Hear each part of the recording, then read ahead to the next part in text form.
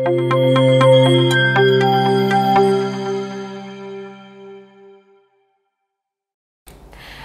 Sobat GI, selamat datang kembali di Bincang Guru Inovatif. Dan kali ini bersama saya Grace Cantona lagi ya. Dan juga Sobat GI ini, kalau misalnya belum subscribe, jangan lupa subscribe dulu YouTube kami di guruinovatif.id. Nah, hari ini kita akan ngebahas salah satu tema yang mungkin masih jadi kontroversial di kalangan umum gitu ya, mungkin juga termasuk di tenaga pendidik ya.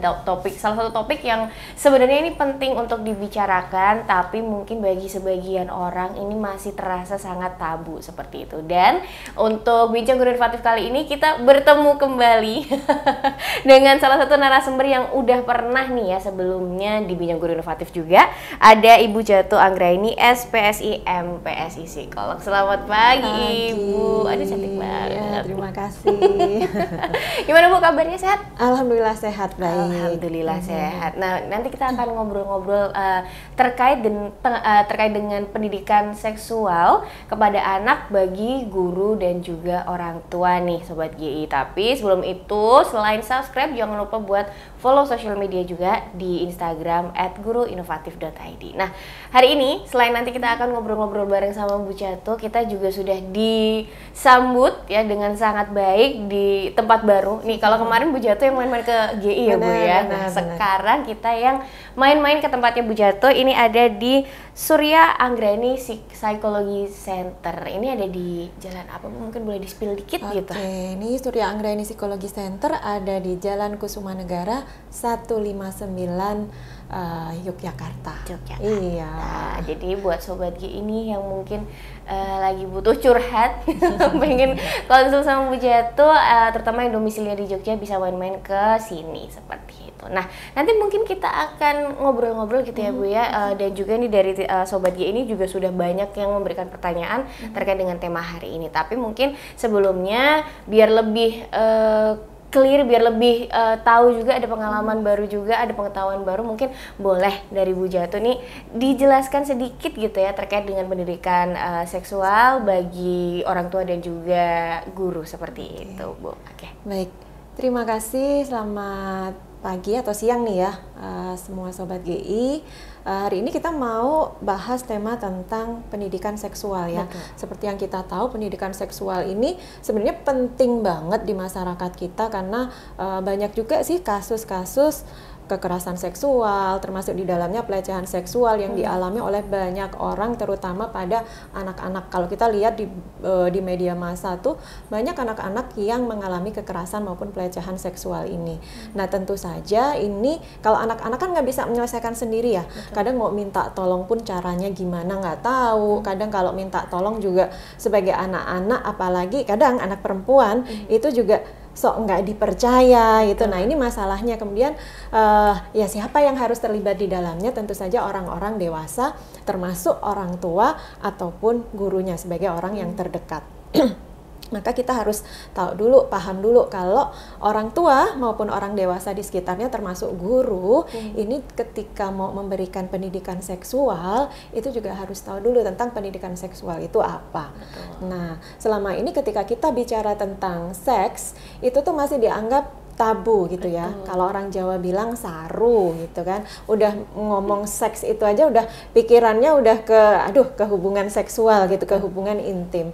Padahal kalau bicara tentang seks itu kan luas sekali. Kita bicara tentang jenis kelamin. Kalau kita bicara jenis kelamin itu kan laki-laki dan perempuan. Betul. Kan nggak ada yang tabu kan. Kalau di dalam kita ngisi form, ngisi apa sih, blanko gitu, atau KTP lah yang di situ udah dipajang itu tulisannya seksnya apa gitu, jenis kelaminnya apa, kan juga nggak ditutup-tutupin, pasti ada laki-laki atau perempuan. Artinya itu bukanlah hal yang tabu, dibuka. Laki-laki dan perempuan itu kita bicara seks, jenis kelamin. Kemudian seks juga terkait dengan bagaimana kita membedakan mana laki-laki, mana perempuan juga terkait nanti dengan peran-perannya, tugas laki-laki, tugas perempuan, kemudian nanti fungsinya. Nah ini juga nggak ada yang tabu, karena nanti terkait juga bagaimana seseorang itu melaksanakan fungsinya sehari-hari. Jadi justru malah harus dibicarakan. Kalau kita menganggap itu hal yang tabu, malah anak-anak, remaja ataupun nanti berkembang ke depannya nggak tahu. Kalau saya udah gede itu, kalau sebagai perempuan saya harus ngapain, saya sebagai laki-laki saya harus ngapain. Nah, malah nggak terbahas di situ. Dan seks ini juga membicarakan hubungan antar manusia. Bagaimana ketika nanti seorang perempuan bergaul dengan perempuan, perempuan bergaul dengan laki-laki, ini lebih luas lagi interaksi sosialnya. Kalau nggak pernah dibahas, nanti kita, anak-anak kita juga nggak akan tahu batasan-batasan sejauh mana mereka boleh nih berinteraksi dengan teman-temannya. Malah nanti terlalu akrab, malah terjadi hal-hal yang tidak diinginkan.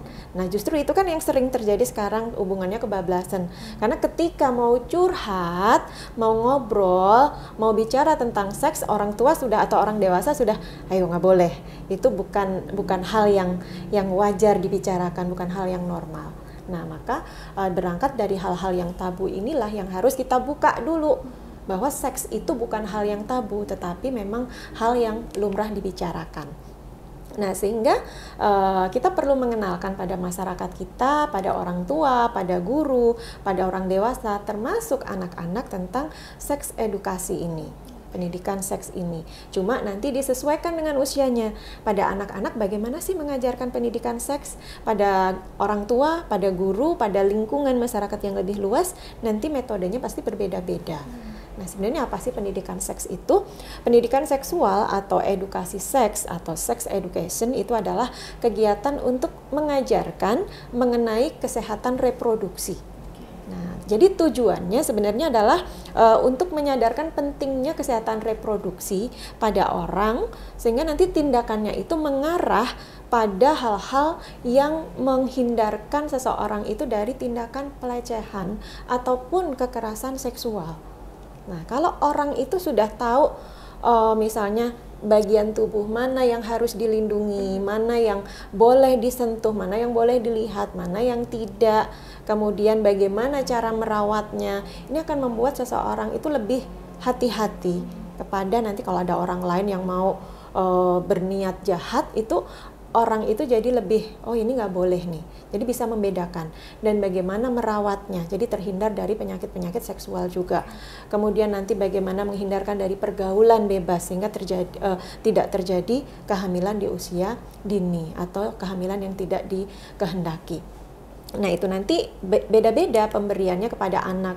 Kalau pada anak-anak usia dini baru mengenalkan anggota-anggota tubuh, lebih gede lagi fungsi-fungsinya. Pada remaja bagaimana kesehatan reproduksi, bagaimana interaksi antar laki-laki dan perempuan, pencegahan supaya tidak terjadi kehamilan, jadi hubungannya adalah hubungan yang sehat, jadi batasan usia menikah seperti apa, bahwa nikah itu nanti kalau sudah siap secara mental, secara ekonomi dan lain-lain, itu termasuk dalam pendidikan seksual. Jadi sebenarnya nggak ada yang tabu kalau kita membahas itu gitu loh, ya. Jadi disinilah pentingnya seks edukasi sebenarnya untuk memenuhi rasa ingin tahu anak juga nih. Anak-anak itu sesuai dengan perkembangan kognitifnya, nanti rasa ingin tahunya itu akan semakin tinggi. Apalagi sekarang banyak sekali media yang bisa diakses oleh anak-anak. Dia buka YouTube, buka apapun media masanya itu bisa melihat film atau tayangan-tayangan yang itu tayangannya itu mungkin sudah bukan sesuai dengan usianya, sudah untuk orang dewasa. Nah ini akan membuat anak secara kognitif pengen tahu. Nah kalau rasa pengen tahunya, rasa penasarannya ini tidak dijawab oleh orang-orang di sekitarnya dengan benar, dia akan nyari tahu sendiri nih lewat media itu. Sedangkan lewat media itu kan sifatnya dia satu arah gitu ya. Ya pokoknya yang dicari tahu anak muncul aja. Nggak tahu itu jawabannya benar atau salah, ya sesuai dengan yang diinginkan anak kan. Nah sehingga nanti apa yang ada di situ akan membuat anak itu tidak terarah untuk mencari pengetahuan ini. Nah, sehingga perlu adanya pembatasan dari orang dewasa. Kalau bisa seks edukasi ini ya yang dilakukan secara dua arah dari orang tua, guru, ataupun orang-orang dewasa di sekitarnya. Nah, makanya kenapa jangan sampai kita menganggap tabu tadi. Jadi komunikasinya bisa dua arah antara orang dewasa dengan anak-anak. Jangan dibiarkan untuk bereksplorasi sendiri, karena bereksplorasi sendiri sangat bahaya nanti melihat media massa dengan seluruh kebebasannya, hal-hal yang mungkin harusnya belum diketahui si anak-anak sudah melihat. Tuh. Jadi ibaratnya dewasa sebelum usianya gitu ya. Nah, kemudian kalau kita bicara tentang pelecehan, kekerasan seksual, itu kan terutama yang terjadi pada anak nih. Kalau menurut Undang-Undang Nomor 39 tahun 99 tentang hak asasi manusia pasal 1 gitu ya. Dalam lingkup Undang-Undang hak asasi ini yang disebut anak itu adalah anak yang belum mencapai usia 18 tahun, termasuk yang masih di dalam kandungan, termasuk yang belum menikah. Ini anak. Nah, jadi kalau ada kasus yang dialami oleh tadi yang belum 18 tahun, yang masih di dalam kandungan, yang belum menikah, ini masuk dalam usia anak. Nah, kemudian apa sih yang dimaksud dengan kekerasan seksual ataupun pelecehan seksual ini? Ini kan hal yang sering terjadi. Oh, tapi sorry, sebelum ke situ, mungkin yang sering ditanyakan oleh masyarakat nih, tadi kalau kadang-kadang kita masih ada statement bahwa saya tuh bingung kalau mau ngasih pendidikan seksual itu usianya kapan ya. Nah, apalagi kalau yang masih berpendapat nih tabu nih. Nah, sebenarnya nggak ada batasan sih saya mau ngasih sex education tuh kapan gitu ya. Cuma memang ada beberapa ahli yang berpendapat idealnya 3 tahun. Kenapa 3 tahun? Karena di situ anak sudah mulai bisa diajak berkomunikasi lebih terarah lagi, bisa menerima instruksi, perkembangan kognitifnya bisa lebih komplit lagi. Cuma kalau sebelum 3 tahun kok anak sudah mulai menanyakan, aku tuh lahir dari mana sih, Bun? Adik tuh dari mana sih asalnya? Nah, itulah saat yang tepat sebenarnya untuk memulai pendidikan seks ini. Jadi tidak selalu harus dibatasi dengan nanti anak 2 tahun udah nanya nih, kan teorinya usia 3 tahun jawabnya. Enggak juga, jadi fleksibel. Jadi saat anak mulai mengajak berkomunikasi, membuka komunikasi tentang seks edukasi ini, saat itulah orang tua dan guru harus sudah punya kesiapan. Nah, itu waktu yang tepat. Jadi selain 3 tahun ya kapanpun anak perlu mengajukan pertanyaan, ya orang dewasa harus siap itu. Kemudian apa saja yang biasanya dibahas saat kita memberikan pendidikan seksual? Itu yang pertama materinya adalah berperilaku sesuai dengan gendernya. Harapan sosialnya, misalnya kalau laki-laki itu dia harus, karena dia nanti ngarahnya menjadi seorang kepala rumah tangga ya, harus lebih tegas karena dia harus jadi seorang pemimpin. Meskipun perempuan juga bisa jadi pemimpin, tetapi laki-laki harus lebih dari itu karena dia nanti arahnya jadi kepala rumah tangga. Perempuan karena nanti juga dia lebih banyak mengasuh anak, meskipun nanti juga jadi wanita karir banyak juga, tapi ada peran yang lebih feminin di situ. Nah, terkait dengan itu. Mengenalkan organ tubuh yang kedua. Jadi perlu anak-anak dikenalkan bahwa ini loh yang namanya tangan, kaki. Sebenarnya sangat sederhana banget. Itu untuk anak-anak preschool, anak-anak TK. Nah, nanti berlanjut dari situ untuk yang remaja mengenalkan organ reproduksi.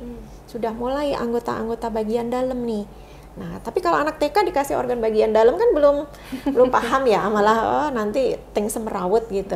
Makanya itu diberikan pada anak-anak remaja. Nah, barulah melindungi dari pelecehan seksual. Pelecehan seksual inilah yang dibahas penting banget, karena pelecehan seksual itu kan macam-macam ya. Pelecehan seksual nanti siulan aja itu sudah bentuk pelecehan seksual loh. Nah, ini nanti yang harus dikenalkan. Apa saja pelecehan seksual itu dan bagaimana cara menghindari dari pelecehan seksual. Ini karena anak nggak bisa bergerak sendiri nih. Harus butuh informasi dari orang dewasa yang dulu pernah anak-anak. Gitu sih. Jadi cukup jelas ya untuk terkait dengan pendidikan seksual ini seperti apa. Bahkan mungkin basicnya dulu gitu ya Bu ya, yang mungkin ini juga banyak guru dan orang tua yang belum paham gitu. Ternyata anak-anak bisa dikenalkan kepada pendidikan seksual itu bahkan dari umur 3 tahun kayak gitu. Karena mungkin yang generasi sekarang udah gede-gede ini dulu mungkin belum Dapet sebegitunya ya, belum dapat sebegitunya gitu kan, karena mungkin kurang melek lah ya dulu orang tua zaman dahulu. Tapi mungkin dengan sekarang ini banyak sosialisasi seperti itu, jadi mungkin lebih mudah gitu, karena sekali lagi masih banyak juga yang menganggap kalau pendidikan seksual ini adalah salah satu hal yang cukup tabu seperti itu. Nah, mungkin kita ke beberapa pertanyaan ya Bu Jatuh ya, karena tadi kan sudah disampaikan gitu, pendidikan terkait seksual ini kan masih dianggap tabu, tapi sebenarnya itu nggak tabu gitu kan. Nah, terus kemudian selain dari orang tua ini Bu, kan setiap hari anak-anak ini khususnya kan juga bertemu dengan guru gitu di sekolahnya, walaupun ya paling cuma 4-5 jam seperti itu, tapi kan intens. Nah, gimana sih Bu sebenarnya peran guru ini sendiri terkait dengan mungkin memberikan pendidikan seksual bagi anak-anak atau bagi siswa-siswanya? Oke, jadi selain orang tua ya, tadi kan harus ada orang-orang dewasa yang di sekitarnya itu harus bisa memberikan hal-hal yang bisa mendukung adanya seks edukasi ini. Jadi apa sih yang bisa dilakukan oleh orang-orang dewasa, termasuk di sini adalah guru. Nah, guru ini bisa menghadirkan satu rasa nyaman dulu. Rasa nyaman ini harus diberikan, karena kalau tidak ada rasa nyaman, ini kan anak-anak tuh butuh tempat untuk cerita ya sebenarnya, butuh kedekatan, butuh figur yang dia bisa menjadi tempat yang aman, tempat yang nyaman bagi anak untuk mengadu, untuk bercerita. Kalau anak nggak punya figur yang membuat dia nyaman, yang buat dia bergantung atau bercerita itu, nanti kalau dia menghadapi sesuatu tuh dia bingung, saya harus lapor kemana nih, saya harus cerita sama siapa. Jadi yang pertama harus ada rasa nyaman dulu. Yang kedua, guru ini harus punya pengetahuan, ketika nanti anak cerita, terus saya harus ngapain? Kadang-kadang kan ada guru ataupun orang tua lah ya, begitu anak cerita itu malah panik. Bu guru, tadi saya habis ini di apa namanya, paha saya habis ditepok sama teman saya misalnya gitu. Wah, itu pelecehan seksual tuh. Gurunya langsung panik, malah mungkin menakutkan bagi si anak ini. Nah, anaknya malah jadi, aduh, kok reaksinya begitu ya, respon gurunya begitu. Nih anak besok lagi nggak mau cerita sama gurunya. Nah, jadi pengetahuan guru ini juga penting, sehingga kalau ada kasus seperti ini, maka apa yang harus saya lakukan? Jadi kenyamanan, pengetahuan, kemudian ada guru juga harus punya jejaring, harus ada keterampilan untuk membuat jejaring keluar. Kalau ada hal-hal yang memang itu misalnya perlu ditangani, ditindaklanjuti, kalau saya nggak bisa, itu saya harus kemana? Nah, jadi harus luas pergaulannya memang. Jadi, saya harus menghubungi orang tuanya, saya harus menghubungi yang berwajib, saya harus menghubungi profesional yang lain, supaya ini masalah bisa teratasi bareng-bareng. Jadi ada tadi figur, supaya bisa menjadi figur kenyamanan bagi anak, punya pengetahuan dan punya jaringan yang luas untuk bisa berkolaborasi dengan profesi lain. Jadi memang penting ya Bu Jatuh ya, untuk seorang guru ini punya kedekatan emosional dulu dengan siswa-siswinya kayak gitu. Nah, mungkin kalau tadi dari segi guru seperti itu, nah kalau guru sendiri Bu, ini idealnya itu mulai diajarkan, karena kan kalau kita di kelas 1 biasanya 7 tahun ya, usia 7 tahun seperti itu. Nah, kalau untuk guru-guru sendiri itu idealnya di usia berapa atau di kelas berapa sih Bu untuk memulai pendidikan seksual ini kepada anak-anak ya? Pendidikan seksual tadi kita sebutkan sebenarnya bisa di usia manapun ya, tetapi kalau di sekolah dari preschool, preschool itu pun sudah sudah bisa dilakukan pendidikan seksual. Preschool, TK itu dengan identifikasi anggota tubuh itu sebenarnya Bapak Ibu guru sudah melakukan loh. Itu pendidikan seksual tadi, mengenalkan anggota tubuh, mana tangan, mana kaki, itu kan sering kali dilakukan Betul, Bapak Ibu betul. guru kan dengan bernyanyi.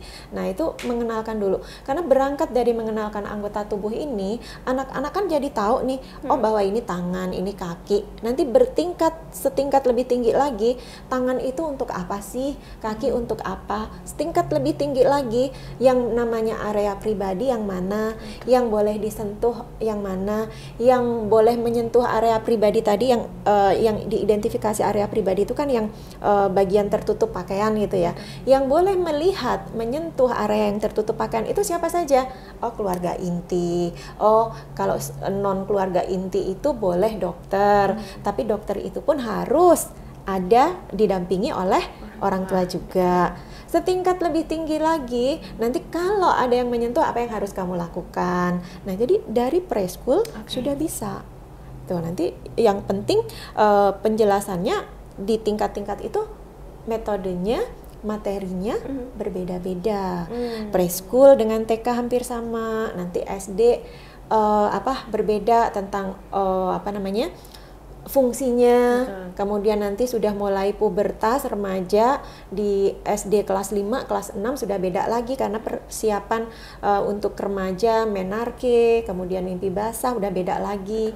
Udah persiapan tentang bagaimana pergaulan, apalagi kalau ada bukan budaya ya, ada hal-hal yang terkait dengan pacaran. Betul. Gitu ya. Nah, itu yang bisa dibahas. Oke, jadi kalau untuk guru-guru nih ya, khususnya nih karena Sobat GI kan banyak yang tenaga pendidik ya gitu ya Bu ya. Sebenarnya pendidikan seksual ini bisa diajarkan juga sedari dini, bahkan dari preschool, nggak cuma harus di SD, tapi dari preschool aja ini juga sudah bisa. Nah, kemudian Bu, kalau tadi terkait dengan guru, nah sekarang kita kembali lagi ke keluarga gitu, karena peran nomor satu juga pastinya yang lebih besar itu dari keluarga gitu. Kalau di keluarga itu tuh sebenarnya kadang-kadang sebagai orang tua gitu ya, kita tuh bingung timing yang tepat untuk bisa mulai mengajarkan terkait dengan pendidikan seksualitas ini sebenarnya kapan ya Bu ya, timingnya gitu, atau pas apanya seperti apa? Oke, iya benar. Sebenarnya setiap saat bisa, setiap saat. Mulai dari nonton TV sajalah, nonton TV, kemudian kebetulan anak nih nonton adegan yang ih itu kok gandengan mah. Nah, masuk di situ sebenarnya sudah mulai bisa. Oh iya, gandengan itu hanya boleh dilakukan antara perempuan dengan perempuan loh ya. Kalau itu dilihat coba, itu kan ibu sama anak, itu nggak apa-apa kalau antar anggota keluarga. Nah, jadi coba dijelaskan itu sesuai dengan pemahaman anak. Kan kita belum bisa, nggak, itu gandengan, itu perempuan sama perempuan, tapi nanti kalau perempuan sama perempuan itu juga bisa nanti jadi hubungan sejenis loh dek. Nah, ini bahaya nih kalau kayak gini, perempuan-perempuan itu hubungan sejenis, jadi kamu kalau gandengan itu perempuan sama perempuan tapi dibatas ini aja. Nanti kalau lebih dari itu nggak boleh lagi. Jadi saya bolehnya gandengan sama siapa mah? Ya sama siapa ya? Bener juga, perempuan sama laki nggak boleh, perempuan sama perempuan nanti jadinya hubungan sejenis, malah bingung lagi ibunya. Jadi berikan saat anak mulai bertanya yang menyangkut seksual, tetapi sesuai dengan batasan pemahaman anak. Karena anak pemahamannya kan setiap usia beda ya. Nah, ini juga yang harus diketahui oleh orang tua dan Bapak Ibu guru, tahapan perkembangan anak. Entah itu tahapan perkembangan kognitif, psikoseksual, moral, itu ada. Jadi nanti kita coba kapan-kapan kita bahas ya. Misalnya tugas perkembangan anak usia preschool, usia di bawah 4 tahun misalnya, dia perkembangan kognitifnya sampai di mana sih? Kira-kira kalau dikasih nasihat seperti ini bisa masuk apa enggak? Moralnya sampai mana? Nah, itu setiap perkembangan tugasnya berbeda-beda. Jadi jangan sampai kita salah memberikan materi, nanti anaknya malah bingung sendiri. Nah, itu satu dari ketika ada kebiasaan hobi ya, nonton TV misalnya. Kemudian ketika anak mandi. Nah, mandi itu bagi anak-anak yang masih kecil ya. Kalau keluar kamar mandi, handuknya dipakai. Atau kalau keluar kamar mandi harus sudah dalam kondisi berpakaian. Loh kenapa? Jelaskan. Bagi anak TK, anak SD, anak SMP pasti berbeda-beda. Betul. Ya, kalau mungkin kadang-kadang nggak semua orang tua ya, ada yang menganggap anak-anak itu lucu kalau cuma pakai baju singlet doang. Nah, padahal ini kita perlu hati-hati. Nggak semua orang itu normal loh ya. Betul. Pada kasus-kasus yang pedofil, mereka suka anak-anak, melihat hal-hal yang terbuka pada anak-anak, itu ketertarikan seksual. Nah, kita nggak bayangkan sampai segitunya, dan kita nggak tahu di sekitar kita yang punya gangguan seksual siapa. Oke, cukup jelas dan menarik gitu, karena ternyata dari orang tua pun perannya cukup besar gitu ya, bisa masuk di segala lini. Bahkan tadi Bu Jatuh bilang yang paling simpel adalah ketika setelah mandi gitu, karena memang apalagi sekarang kan sosial media cukup sangat bebas ya Bu ya gitu ya, banyak banget adik-adik yang udah jadi selebgram, bener banget, dikit-dikit di foto, dipajang gitu ya. Iya, padahal kita kan juga nggak tahu gitu di luar sana itu ada orang-orang yang mungkin tidak normal ya, yang seperti pedofil gitu tuh, yang ini cukup membahayakan. Nah, ini juga ada kaitannya dengan pelecehan seksual itu tadi Bu, karena kadang-kadang sebagai orang tua nih, kita kan cuma pengennya share, ini lucu nih anakku gitu. Kalau saya kan cukup kucing ya Bu ya di sana. Tapi kalau bayi kan berbeda gitu ya, bayi anak-anak itu kan berbeda. Nah, sebenarnya nih Bu, sebagai orang tua dan juga guru pastinya sebagai tenaga pendidik, apa sih ciri-ciri pelecehan seksual baik itu secara di dunia nyata ataupun bahkan mungkin sekarang di dunia maya yang itu udah harus kita waspadai dari awal Bu? Oke, jadi sebenarnya definisi pelecehan seksual dulu ya. Pelecehan seksual ini kan kekerasan seksual yang dilakukan dalam bentuk tindakan fisik atau non fisik kepada orang lain yang berhubungan dengan bagian tubuh seseorang dan terkait hasrat seksual, sehingga mengakibatkan orang tersebut terintimidasi, terhina, merasa direndahkan atau dipermalukan. Nah, itu pelecehan. Jadi pelecehan ini bagian dari kekerasan sebenarnya. Nah, cirinya apa atau jenis-jenisnya ini ada melirik, menatap dengan terus-menerus, komunikasi seksual yang cabul. Ini banyak di media sosial nih, entah chat atau yang lain. Mengikuti terus-menerus, diikutin. Itu termasuk pelecehan seksual loh. Kemudian ekshibisionis, dengan ada orang menunjukkan bagian tubuhnya terus kita teriak-teriak tuh, itu termasuk pelecehan seksual juga. Kemudian panggilan telepon yang kemudian dengan suara mendesah gitu-gitulah ya. Nah, itu seks phone itu. Nah, itu juga termasuk pelecehan seksual. Kata-kata sugestif yang diucapkan secara verbal, termasuk tadi desahan-desahan tadi atau ajakan secara verbal untuk mengajak kencan dan lain-lain itu. Kemudian menguntit tadi termasuk. Nah, itu sudah termasuk pelecehan seksual. Jadi sebenarnya itu ada di dekat kita, cuman hati-hati karena kita menganggap itu sebagai hal yang biasa. Jadi kadang-kadang kita digituin juga senang-senang aja. Karena udah biasa. Padahal yang biasa itu belum tentu benar, belum tentu baik. Kalau kita yang dewasa, bagi anak-anak. Nah, ini loh bahayanya. Berarti memang sebenarnya banyak hal yang cukup simpel ya Bu ya, yang itu bisa dibilang sebagai salah satu pelecehan seksual gitu. Nah, mungkin terakhir sebelum kita mengakhiri bincang guru inovatif ini, sebenarnya seru banget ya Sobat GI, tapi karena waktu juga yang terbatas. Nah, terutama bagi tenaga pendidik dan juga orang tua nih Bu Jatuh, ada nggak sih mungkin pesan-pesannya gitu ya, supaya selain bisa menanamkan pendidikan karakter seks sejak dini seperti itu, ada tips-tips juga nggak untuk bisa sebisa mungkin meminimalisir atau menghindari pelecehan seksual yang terjadi kepada anak? Jadi untuk mengurangi kekerasan seksual juga ya, pelecehan seksual, kekerasan seksual, kita memang harus semua terlibat dalam pendidikan seksual. Jadi tidak hanya orang tuanya saja, nggak hanya gurunya saja, tetapi semua masyarakat itu bertanggung jawab pada keselamatan anak. Ya, terutama ini anak ya. Anak ini karena anak tuh sekali lagi belum bisa memutuskan segala sesuatunya sendiri. Kalau terjadi sesuatu dengan anak, itu adalah korban berarti. Kalau siapa yang mendidik anak ini sebenarnya adalah semua yang ada di sekitarnya, termasuk kita yang ada di sini nih.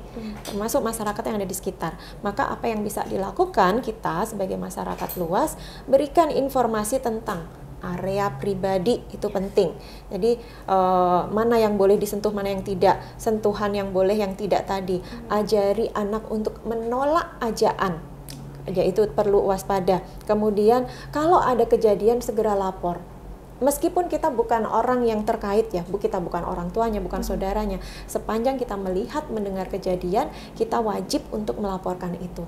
Jangan menganggap ini adalah area pribadi sebuah keluarga. Tapi kalau kita mendengar, maka kita wajib melapor, karena kita termasuk orang yang melindungi anak. Dan bekali anak dengan keterampilan bela diri. Jadi yang dileskan Bapak Ibu, jangan hanya akademik aja. Jangan hanya seni saja, tetapi bela diri itu penting supaya anak punya ketangguhan. Kalau ada sesuatu, dia punya kepercayaan diri untuk menangkal sebuah bahaya. Dan orang tua, sekali lagi orang tua, guru, masyarakat harus peduli pada kekerasan seksual terhadap anak. Jangan menutup mata, termasuk pada kegiatan-kegiatan atau aktivitas yang tadi kita sok menganggap sebagai hal yang biasa. Gitu. Oke, luar biasa. Terima kasih banyak Bu Jatuh ya untuk sharing-sharingnya. Ini pastinya membuka wawasan baru juga, terutama bagi Sobat GI yang tenaga pendidik ataupun juga orang tua dan calon-calon orang tua.